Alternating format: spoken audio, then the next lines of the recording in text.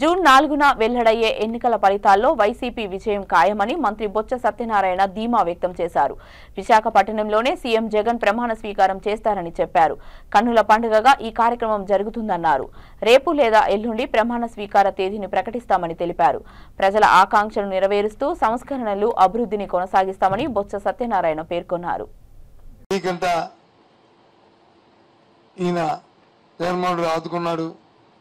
దాన్ని మరిపించాడు. ఈ బాబు 10 కాలాల పాటు ఉండాలా జగన్మోహన్ రెడ్డి గారు, ఉంటేనే న్యాయం జరుగుతుందని వాళ్ళందరూ కూడా పెద్ద ఎత్తున వచ్చారు. తెలుగుదేశం పార్టీ ఎన్నో కుతంత్రాలు పండింది, ఎన్నో కుయుక్తులు చేసింది, ఎన్నో అబద్ధాలు చెప్పింది, ఎన్నో మోసాలు చేసింది. 1 కాదు 2 కాదు. సడన్ గా మధ్యలో ల్యాండ్ యాక్ట్ తీసుకొచ్చింది, లేని చట్టాన్ని తీసుకొచ్చి రైతుల మొప్పెడదామని చూస్తుంది. కానీ రైతు ఎక్కడ కూడా చెక్ చదవలే. సంక్షేమం ఆపడానికి ప్రయత్నం చేసి వాళ్ళని తిరిగి మళ్ళీ మేమే దాంట్లో అకౌంట్లో డబ్బులు లేవని చెప్పి మోసం చేయడం ప్రయత్నం చేసింది.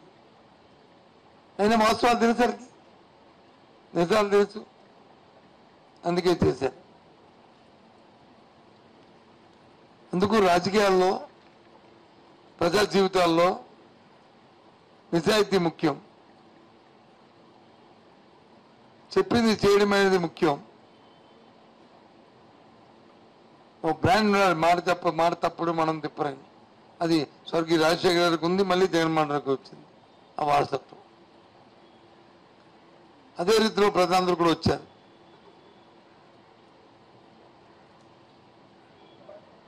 తప్పకుండా ఏదైతే నిన్న ఇంత పెద్ద ఎత్తున వచ్చి ప్రభుత్వం 4వ తారీఖున జూన్ 4ని ఎక్కింపవుద్ది. ఆ డేట్ కూడా ఇంకా రేపు 2 అనౌన్స్ చేస్తాం. ఇక్కడికే జగన్మోహన్ రెడ్డి వస్తారు, ఇక్కడే ప్రమాణ స్వీకారం చేస్తారు విశాఖపట్నంలోనే. కన్నుల పండుగ ఏదైతే ఆకాంక్షలు ఉన్నాయో ఆకాంక్షలని నెరవేర్చడమే కాకుండా ఏవైతే ప్రభుత్వంలో రిఫార్మ్స్ ఉన్నాయో దాన్ని కొనసాగిస్తూ అటు విద్యలో కానీ వైద్యంలో కానీ దాంతోపాటు అభివృద్ధి కార్యక్రమాన్ని ముఖ్యంగా విశాఖ విజన్ ఏదైతే ఉందో విజన్ అచీవ్ చేస్తూ ఉద్యోగ అవకాశాలు ఇస్తూ జూన్ 4 నుంచి ఆ ప్రక్రియ ప్రారంభమవుతుంది. ముఖ్యంగా ఇందులో పాల్గొన్న ఈ ఎన్నికల్లో ఎన్నో ఒడిదుడుకులు పాల్గొని ఎన్నో ఇబ్బందులకు ఓర్చి ఎన్నో మాయ మాటలకి లొంగకుండా ప్రలోభాల్లో లొంగకుండా